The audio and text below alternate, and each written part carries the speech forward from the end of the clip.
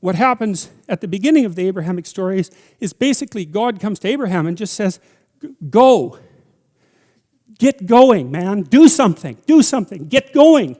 And you might think, well, where should I go? And God is somewhat vague about that, and where he sends Abraham, it's a real fixer-upper, man. It's like there's starvation there, and there's tyranny, and there's marital dissolution, and there's deceit. Like it's just like where you live, It's exactly the same thing.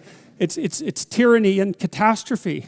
So that's the tyrannical great father, because Abraham ends up having to sojourn in Egypt, and there's a famine, and so Mother Nature is on the rampage, and Abraham lies about his wife, as we'll see. And so it's the world. It's tyranny and vulnerability and deceit. And yet God says, go, because if you do go, then you'll become a father of nations. And you think, well, again, that's pretty good news, although it's strange, because you'd expect that if God chose Abraham, then he'd send him immediately to the land of honey. Land of milk and honey, and that isn't what happens at all. It doesn't happen at all, and Abraham never gets there.